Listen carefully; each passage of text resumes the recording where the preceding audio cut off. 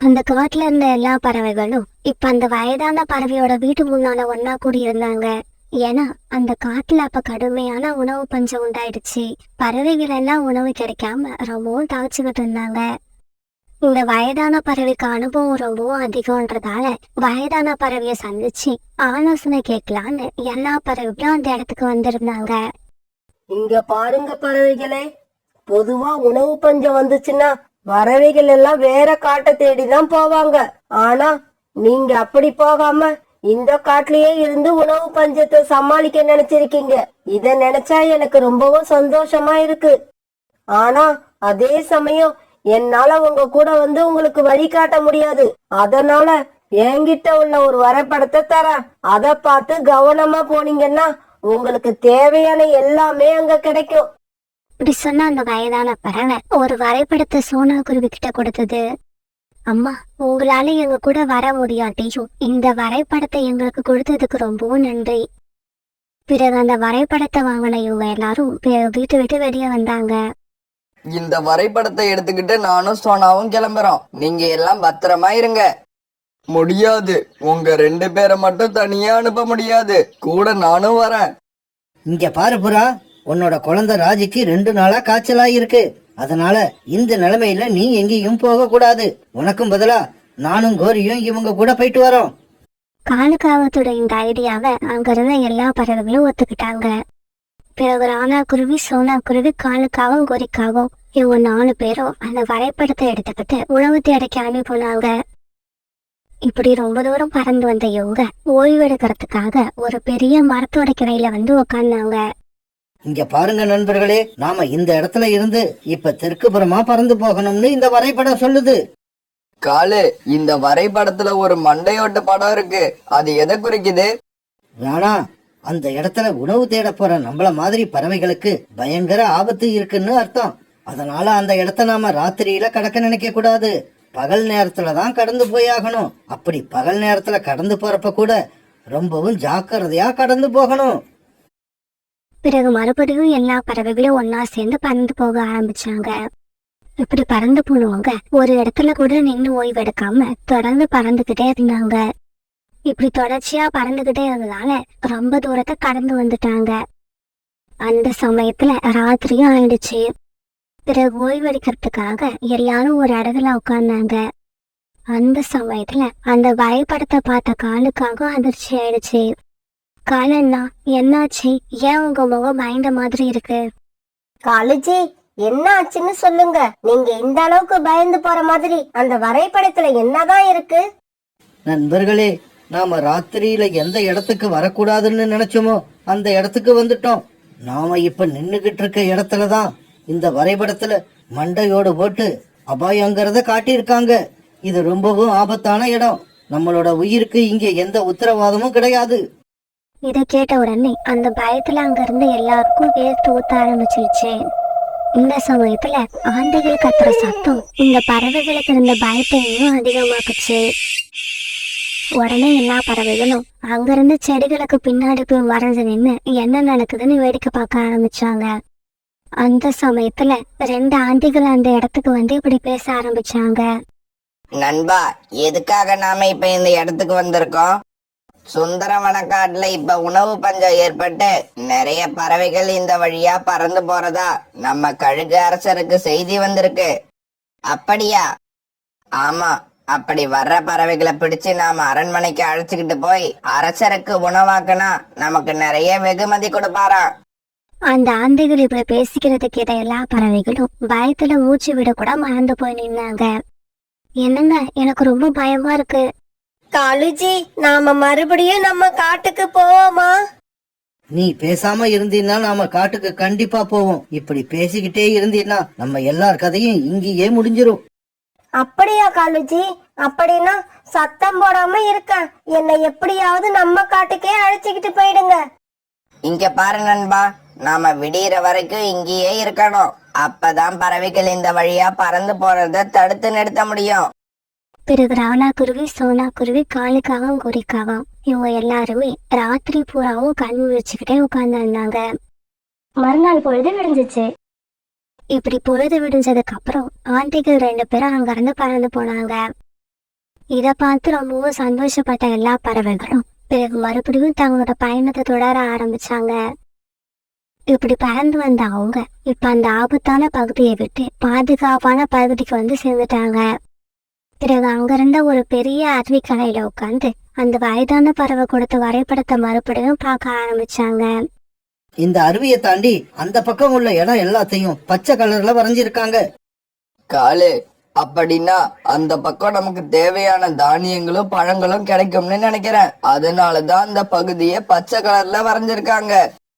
ஆமா ராணாஜி, அப்படிதான் இருக்கும். நாம நேரத்தை கடத்தாம சீக்கிரமா இந்த அருவியை தாண்டி பறந்து போகணும். பிறகு இவங்க எல்லாரும் அங்கிருந்து பறந்து போக ஆரம்பிச்சாங்க.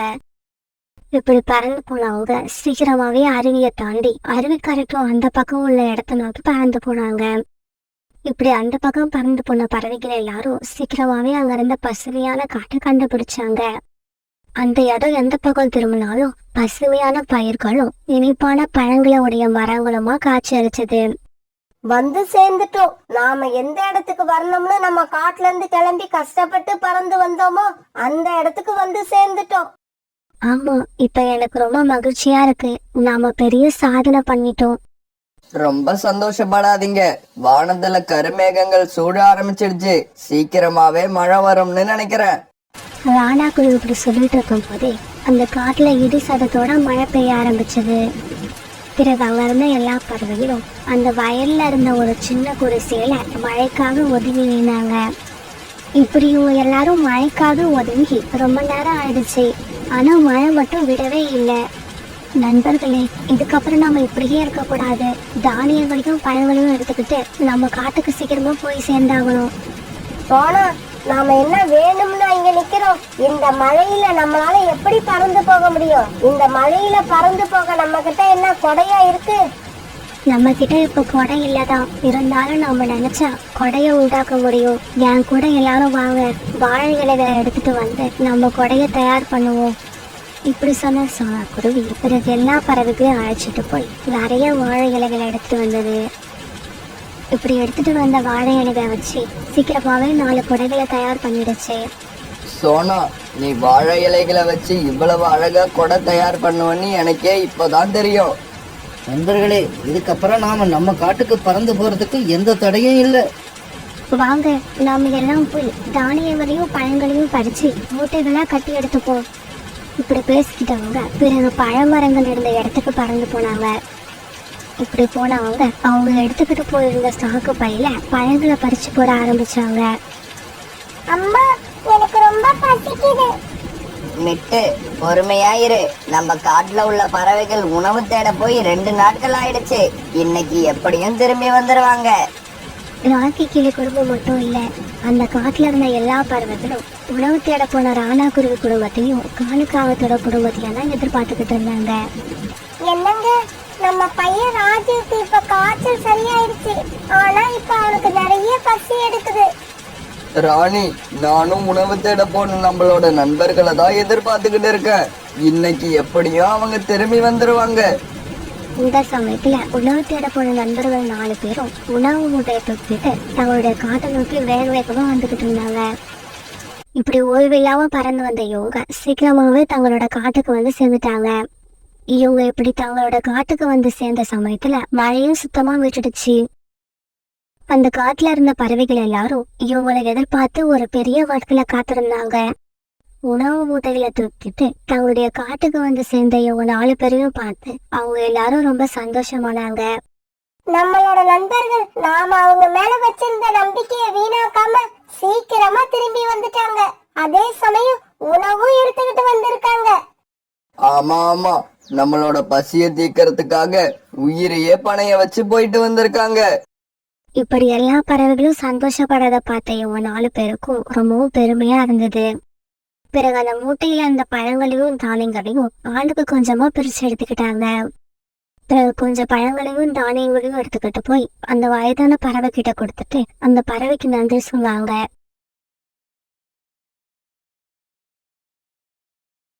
கடற்கரைக்கு பக்கத்துல இருந்த அந்த பெரிய காட்டை பருந்து மகாராஜா ஆட்சி செஞ்சுக்கிட்டு வந்தாரு. அவருக்கு ஒரே ஒரு பொண்ணு. அந்த பொண்ணு பேரு பேபி. சின்ன வயசுலயே பேபியோட அம்மா இறந்ததால மகாராஜா பேபியை ரொம்ப செல்லமா வளர்த்துக்கிட்டு இருந்தாரு. ஒரு நாள் பறந்து மகாராஜா தன்னுடைய வீரர்களை கூப்பிட்டு இப்படி சொன்னாரு. வீரர்களே, என் பொண்ணு பேபி இந்த காட்டை சுத்தி பார்க்கணும்னு ரொம்ப ஆசைப்படுது.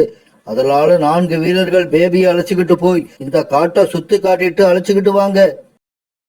இப்படி பறந்து மகாராஜா தன்னுடைய வீரர்களுக்கு உத்தரவு போட்டதும் அந்த 4 வீரர்களும் பேபியை கூப்பிட்டுக்கிட்டு காட்டை சுத்தி பார்க்க கிளம்புனாங்க. இப்படி போன பேபி அந்த காடை ரொம்ப ஜாலியா சுத்தி பார்த்தது. குளிர்ச்சியான தண்ணீர் ஓடிட்டு இருக்க நதியில நீர் குடிச்சது. பிறகு மரங்கள்ல பழுத்து தொங்கிட்டு இருந்த இனிப்பான பழங்களை சாப்பிட்டது. இப்படி ரொம்ப நேரம் காட்டை சுத்தி பார்த்த பேபி பிறகு அரண்மனைக்கு திரும்பி பறக்க ஆரம்பிச்சது. பேபி இந்த மாதிரி திரும்பி போயிட்டு இருக்கப்ப அது கழுத்துல போட்டிருந்த நெக்லஸ் கொக்கி கழுத்துக்கிட்டு கீழே விழுந்தது. இப்படி பேபியோட நெக்லஸ் விழுந்த இடத்துல 2 பறவைகளோட வீடுகள் இருந்தது. அந்த 2 வீட்டுல ஒண்ணு கோரிக்காகத்தோடது, இன்னொன்னு சோனா குருவியோடது. பேபி கழுத்துல இருந்த நெக்லஸ் கீழே விழுந்தத தன்னோட வீட்டு வாசல்ல உட்கார்ந்திருந்த கோரிக்காக பார்த்துடுச்சு. பிறகு கீழே விழுந்த அந்த நெக்லஸ் பக்கத்துல போய் உட்கார்ந்த கோரிக்காகவும் தன்னை யாராவது பாக்குறாங்களான்னு பார்த்துச்சு. யாரும் பார்க்கலான்னு தெரிஞ்ச உடனே அந்த நெக்லஸ் எடுத்துக்கிட்டு தன்னோட வீட்டுக்கு பறந்து போச்சு. ஆனா நெக்லஸ் கீழே விழுந்ததை கவனிக்காத பேபியும் பேபி கூட வந்த வீரர்களும் அரண்மனைக்கு போய் சேர்ந்தாங்க. அரண்மனைக்கு பேபி போய் சேர்ந்த உடனே பேபியோட கழுத்துல நெக்லஸ் இல்லாததை பருந்து மகாராஜா கவனிச்சுட்டாரு. வீரர்களே, பேபியோட கழுத்துல இருந்த வைர நெக்லஸ் எங்க? தன்னோட கழுத்துல நெக்லஸ் இல்லாத விஷயம் பேபிக்கு அப்பதான் தெரிஞ்சது. உடனே வீரர்கள் மறுபடியும் காட்டுக்குள்ள போய் எல்லா இடங்களையும் தேடி பார்த்தாங்க. ஆனா எந்த இடத்துலயும் நெக்லஸ் அவங்களுக்கு கிடைக்கல. வீரர்களே, உடனே காடு பூரா போய் இளவரசியோட கழுத்துல இருந்த நெக்லஸ் காணா போன விஷயத்த சொல்லுங்க. அத கண்டுபிடிச்சு கொடுக்கறவங்களுக்கு தகுந்த சன்மானம் உண்டுன்னு சொல்லுங்க. கேளுங்க கேளுங்க, எல்லா பறவைகளும் கவனமா கேளுங்க. நம்ம காட்டு இளவரசி பேபியோட கழுத்துல இருந்த வைர நெக்லஸ் நேத்து நம்ம காட்டுல எங்கேயோ கீழே விழுந்துருச்சு. அத கண்டுபிடிச்சு கொடுக்கறவங்களுக்கு தக்க சன்மானம் வழங்கப்படும். இது பருந்து மகாராஜாவோட அறிவிப்பு. இந்த அறிவிப்பை கேட்ட காலுக்காகவும் பிறகு பறந்து தன்னுடைய வீட்டுக்கு போச்சு. காலுஜி, இங்க பாத்தீங்களா எவ்வளவு அழகான நெக்லஸ். கடவுளுக்கு நம்ம மேல கருணை வந்துதான் இந்த நெக்லஸ் நமக்கு கிடைக்கும்படி செஞ்சிருக்காரு. இப்படி ஒரு விலை மதிப்பில்லாத நெக்லஸ் எனக்கு கிடைக்கும்னு நான் கனவுல கூட நினைச்சது இல்ல. கோரி, இந்த நெக்லஸ் சாதாரண பறவைகளோட நெக்லஸ் கிடையாது. இந்த காட்டோட இளவரசி பேபியோடது. அதுவும் வைர நெக்லஸ். இது அரண்மனையோட வீரர்கள் இந்த நெக்லஸை இப்ப தேடிக்கிட்டு இருக்காங்க. அதனால தயவு செய்து இதை அவங்க கிட்ட ஒப்படைச்சிடு.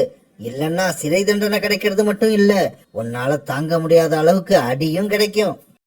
பயப்படாதீங்க காலுஜி, நான் ஒன்னும் இந்த காட்டுல இந்த நெக்லஸ் போட்டுக்கிட்டு சுத்த போறது கிடையாது. இப்பவே கொண்டு போய் இந்த நெக்லஸ பக்கத்து காட்டுல இருக்கிற எங்க அம்மா கிட்ட கொடுத்து வைக்க போறேன். இன்னும் 1 வருஷம் கழிச்சு இந்த நெக்லஸ எல்லாரும் மறந்துடுவாங்க. அதுக்கப்புறம் இந்த நெக்லஸ் எல்லாம் எங்கேயாவது கொண்டு போய் வித்துட்டு பெரிய பணக்காரங்களாயிடலாம். கோரி, இந்த நெக்லஸ நாம 1 வருஷம் கழிச்சு விக்கணும்னா அந்த 1 வருஷமும் இந்த நெக்லஸ நாம பயந்து பயந்து பாதுகாக்கணும்.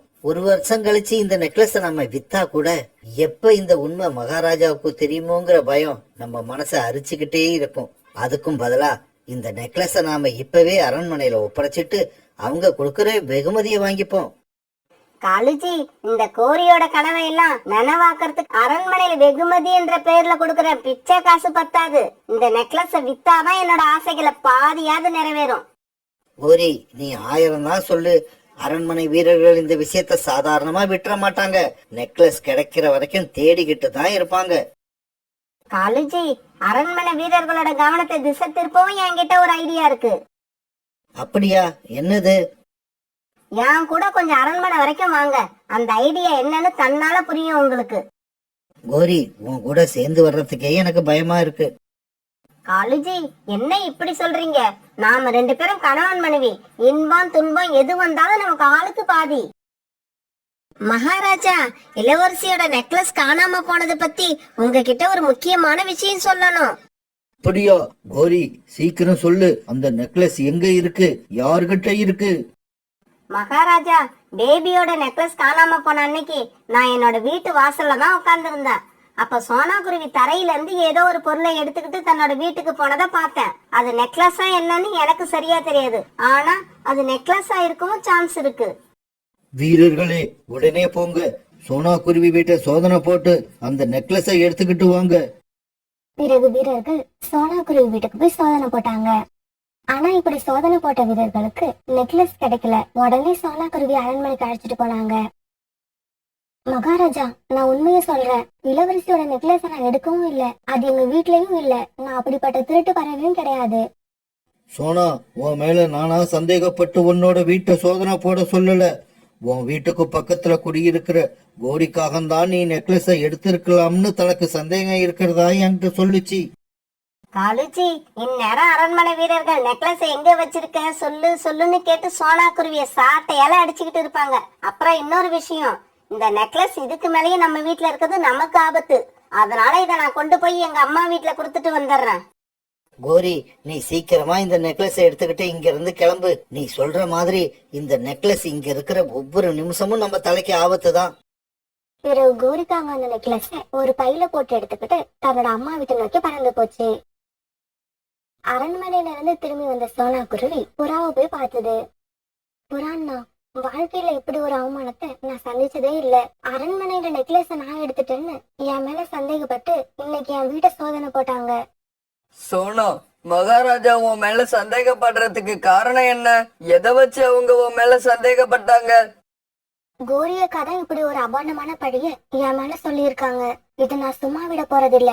கோரியக்காவை பார்த்து இப்பவே கேட்க போறேன். சோனா, கோரிய பார்த்து இதுக்கு நியாயம் கேட்கறதுல எந்த புண்ணியமும் இல்ல.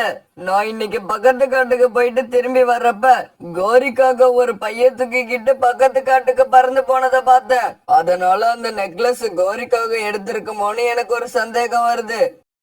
அப்பனா உடனே வாங்க, கோரியக்காவோட அம்மா வீட்டு வரைக்கும் போய் அங்க என்ன நடக்குதுன்னு பாத்துட்டு வருவோம். இப்படி போன இவங்க கோரியோட அம்மா வீட்டுக்கு பக்கத்துல இருந்த ஒரு மரத்துல மறைஞ்சிருந்து அங்க என்ன நடக்குதுன்னு பார்த்தாங்க. கோரி, வாமா வா. என்ன சொல்லாம கொள்ளாம திடீர்னு வந்திருக்க? ஆமா, இந்த பையுள்ள என்ன இருக்கு? அம்மா, சத்தம் போடாம பேசு. இந்த பைக்குள்ள எங்க காட்டு இளவரசி பேபியோட வைர நெக்லஸ் இருக்கு. அது கொஞ்ச நாளைக்கு இங்கேயே இருக்கட்டும். அப்புறம் இந்த வைர நெக்லஸ் இங்க இருக்கிற விஷயம் யாருக்கும் தெரியக்கூடாது. என்னம்மா கோரி, இப்ப மறுபடியும் திருட ஆரம்பிச்சிட்டியா? அந்த தொழில் உனக்கு வேண்டாமா? அது எப்பவுமே ஆபத்து. ஐயோ அம்மா, நான் இந்த நெக்லஸ திருடல. இத கீழே கடந்துதான் எடுத்தேன். ஆனா இத நான் அரண்மனையில ஒப்படைக்க போறதில்ல. அவ்வளவுதான் விஷயம். கொஞ்ச நாள் ஆனதுக்கு அப்புறம் இத வித்தா நாமெல்லாம் பெரிய பணக்காரங்கள் ஆயிடலாம். சோனா, எனக்கு என்னவோ கோரி அந்த நெக்லஸ் அவங்க அம்மா வீட்டுல மறைச்சு வச்சுட்டு போலான்னு வந்திருக்கோம்னு நினைக்கிறேன். இருக்கலாம் புராணா. கோரியக்கா திரும்பி போகும்போது அவங்க வெறுங்கையோட வந்தா கண்டிப்பா இளவரசியோட நெக்லஸ் கோரியக்காவோட அம்மா வீட்டுல இருக்குன்னு தான் அர்த்தம்.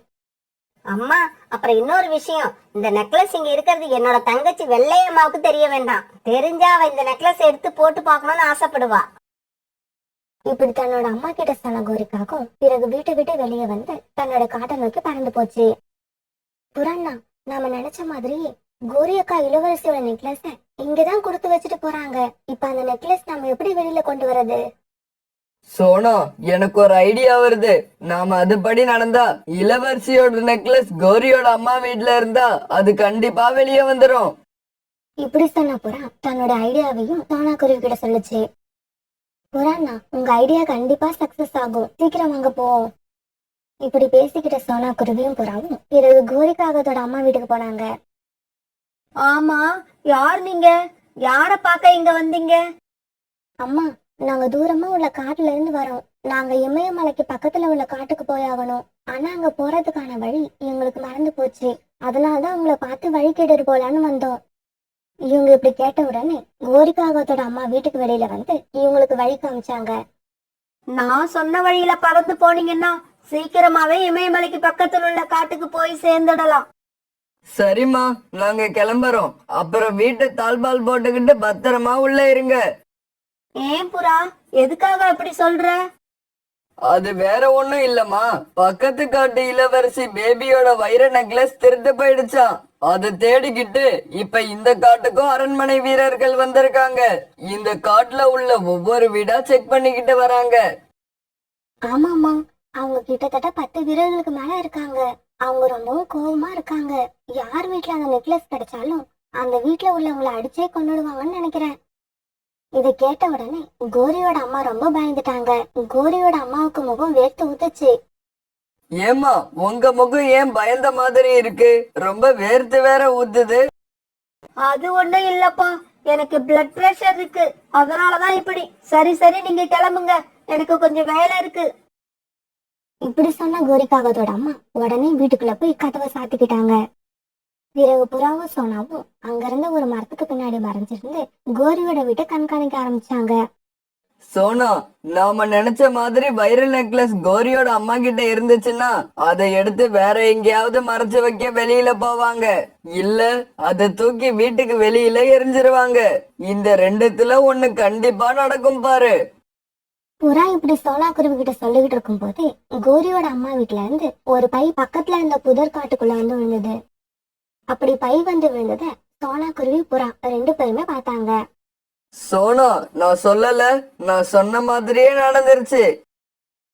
பிறகு புதர் காட்டுக்குள்ள கடந்த பேபியோட வைர நெக்லஸ் எடுத்துக்கிட்டு சோனா குருவியும் புறாவும் அரண்மனையை நோக்கி பறந்து போனாங்க.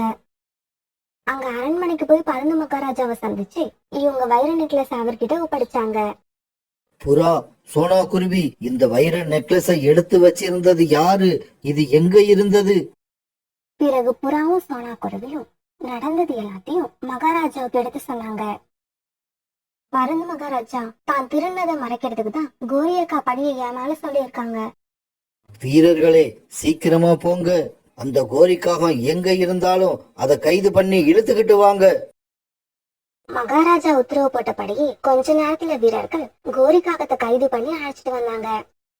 பிறகு உண்மையை கண்டுபிடிக்கிறதுக்கு ரொம்ப உதவியா இருந்த புறாவுக்கும் சோனா குருவிக்கும் நிறைய வெகுமதிகள் அரசர் கொடுத்தாரு. பருந்து மகாராஜா, என்ன மட்டும் கைது பண்ணி கொண்டு வந்துட்டீங்க, என்னோட கணவர் காலுக்காக எங்க? அவரை ஏன் கைது பண்ணல? கோரி, காலுக்காகத்தையும் கைது பண்ண தனியா ஆட்களை அனுப்பியிருக்க. இந்நேரம் கைது பண்ணி அழைச்சுக்கிட்டு வந்துகிட்டு இருப்பாங்க. வீரர்களே, என்ன இன்னும் வேடிக்கை பார்த்துக்கிட்டு நிக்கிறீங்க? இந்த கோரிக்காகத்தை கொண்டு போய் பாதாள சிறையில அடைங்க. ரொம்ப நன்றி மகாராஜா. பேச்சு துணைக்கு கூட ஆள் இல்லாம தனியா ரொம்ப கஷ்டப்படுவோம்னு நினைச்சு பயந்து போயிருந்தேன்.